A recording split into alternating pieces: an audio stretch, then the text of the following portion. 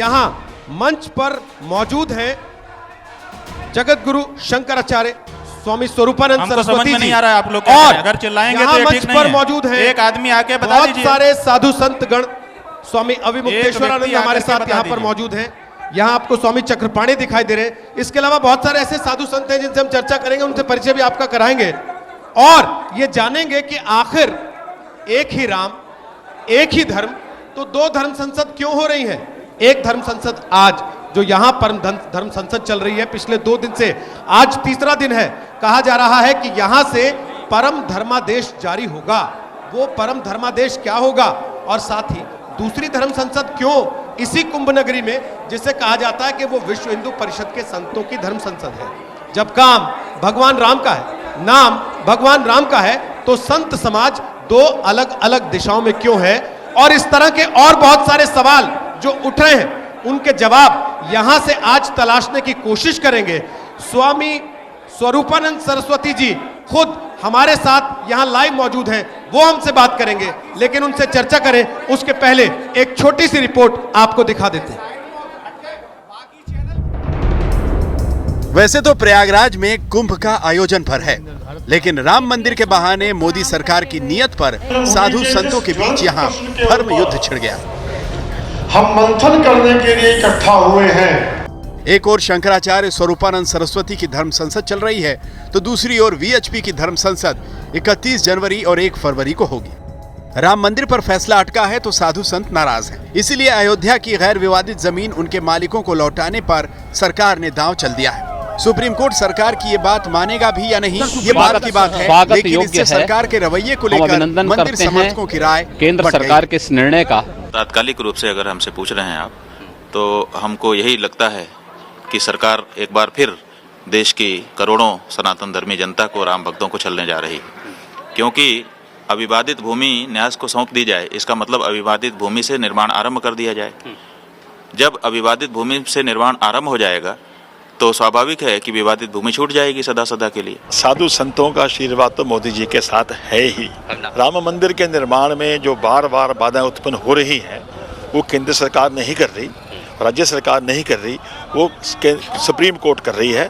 Supreme court के जज लगता है कि शायद पूर्व सरकारों के दबाव में, या जैसे कपिल सिब्बल ने कहा था सुप्रीम कोर्ट में खड़ा होकर के कि राम मंदिर का जो मैटर है ये 2019 के चुनाव के बाद हो, उससे कहीं ना कहीं लगता है ये सब उनसे प्रभावित होकर ऐसा करने जा रहे हैं। सरकार के कदम से वीएचपी के सुर नरम तो हुए हैं, लेकिन सरकार की मुश्किल कम होगी या नहीं, ये तय तो वीएचपी की धर्म संसद में ही होगा। वीएचपी की धर्म संसद में नृत्य गोपाल दास जैसे धार्मिक गुरुओं के साथ आरएसएस प्रमुख मोहन भागवत शामिल होंगे।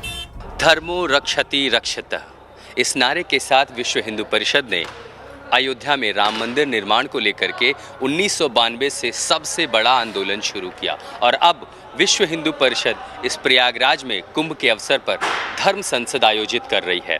कल इसी जगह से, इसी हॉल में धर्म संसद बैठेगी, जिस धर्म संसद में राष्ट्रीय स्वयंसेवक संघ, विश्व हिंदू परिषद, बजरंग दल के अलावा 2000 अलग अलग मठ, अखाड़े और संप्रदाय के बड़े बड़े धार्मिक नेता, धार्मिक गुरु इकट्ठा होंगे।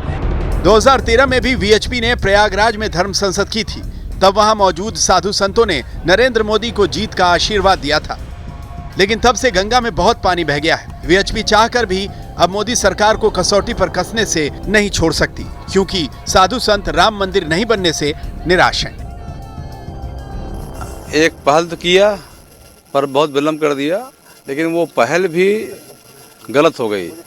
जो जमीन की वो बात करते हैं, वह जमीन तो बहुत पहले कांग्रेस ने शिलान्यास का प्रयास किया था, तो यही विश्व हिंदू परिषद, यही संघ ने विरोध किया, सबने विरोध किया था।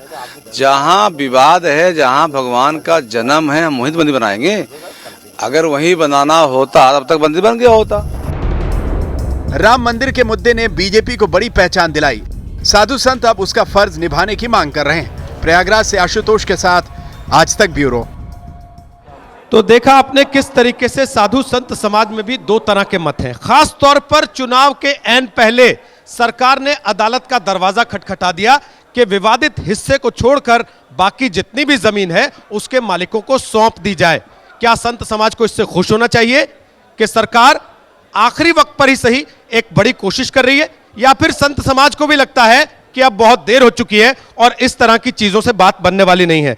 शंकराचार्य जी, सबसे पहले तो मैं आप ही से पूछता हूं, कल जो सरकार ने बात कही कि हम अदालत से कहते हैं जो गैर विवादित जमीन है वो मालिकों को लौटा दी जाए और उसके पीछे माना जा रहा है कि उस पर काम शुरू कर दिया जाएगा, क्या आप सहमत हैं इससे?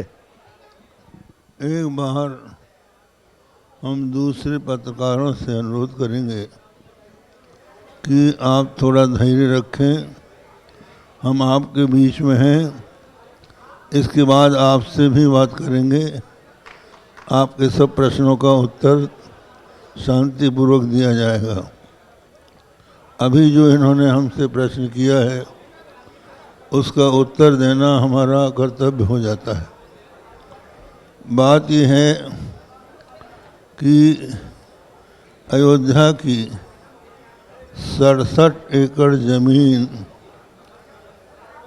नरसिंह राव जब प्रधानमंत्री थे तब अधिगृहित कर ली गई थी। उस पर कुछ लोगों ने आपत्ति की कि इसमें मुसलमानों की बाबरी मस्जिद है और अब वो ध्वस्त कर दी गई है, इसलिए अभी ये किसी को न दी जाए। इस पर अदालत में मुकदमा चला।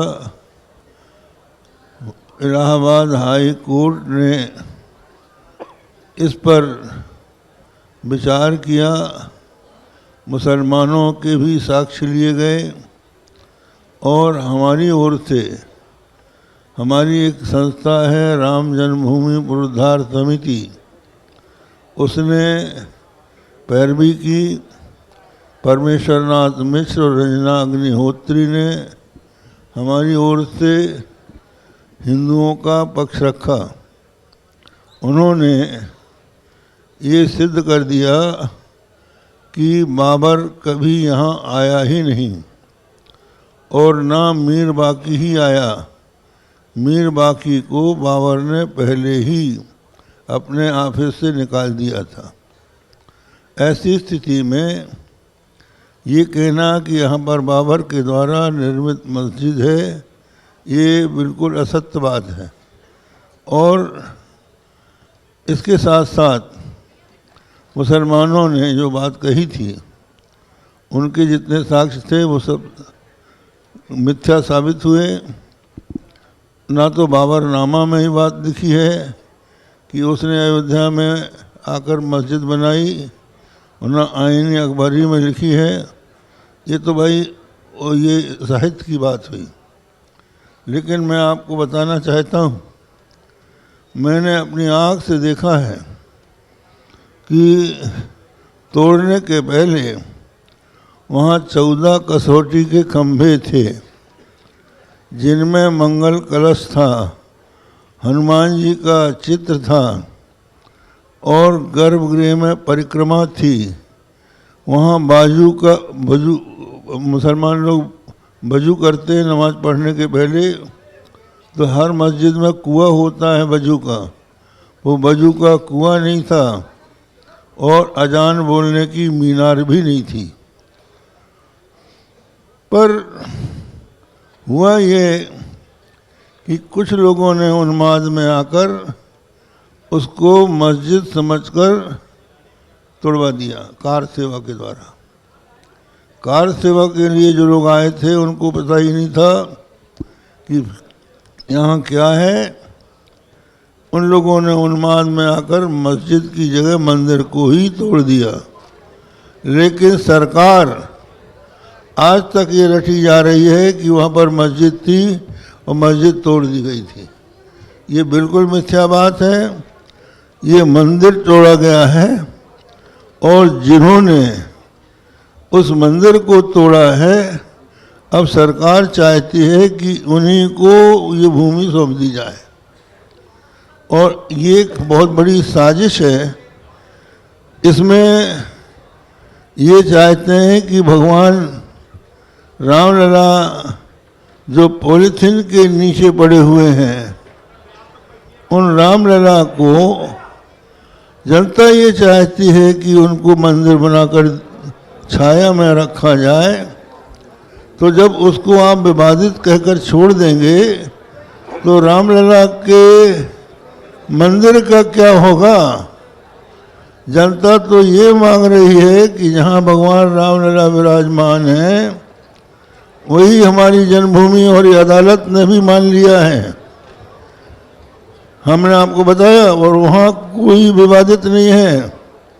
इस समय यदि अदालत निर्णय करती है, ये हम मानते हैं, तो हाई कोर्ट ने ये कह दिया है कि जहाँ रामलला विराजमान हैं वो जन्मभूमि है और रामलला को ही वहाँ रहना है। तो ऐसी स्थिति में वो जगह विवादित कहाँ है जो हमसे वो छुड़ाई जा रही है। इसलिए राम जन्मभूमि को छोड़कर दूसरी जगह मंदिर बनाने की जो साजिश रची जा रही है उसका हम ही नहीं, जितने ये महात्मा यहाँ बैठे हैं ये सब विरोध करते हैं। आप विरोध कर रहे हैं, लेकिन स्वामी अविमुक्तेश्वरानंद, मैं कुंभ में हूं, सुबह से घूम रहा हूं, लोगों से मिल रहा हूं और बहुत सारे साधु संतों से मैंने मुलाकात की। वो बहुत खुश है कि कम से कम एक पहल हुई है, एक शुरुआत हुई है, एक नया रास्ता खुलने की कोशिश हुई है। क्या रास्ता नहीं खुलेगा इससे? कौन से? कि 67 एकड़ जमीन जो आसपास की है कम से कम उसको मालिकों को लौटा दिया जाए, राम मंदिर नहीं शुरू हो, कम से कम राम बगीचा बनना शुरू हो, चबूतरे का काम शुरू हो, भरत लक्ष्मण शत्रुघ्न के मंदिर बनने शुरू हो। तो क्या अभी तक कोई राम चबूतरा कहीं नहीं है, कोई राम बगीचा कहीं नहीं है, कोई लक्ष्मण भरत शत्रुघ्न के कहीं मंदिर नहीं है? वो तो है ही है। सारा झगड़ा तो उस जगह के ऊपर भगवान के दिव्य आलय के निर्माण का है ना। तो कहीं और जहाँ अविवादित है भूमि वहाँ मंदिर बनाने में क्या, वो तो लाखों मंदिर हैं देश में और लोगों ने बनाए हुए हैं और वहाँ पूजा अर्चना करके वो पुण्य लाभ अर्जित कर रहे हैं। विवाद तो केवल इसी को लेकर है ना, सबसे बड़ा विवाद तो केवल इसी को लेकर है, झगड़ा तो इसी का चल रहा है। तो फिर इसका हल कैसे होगा?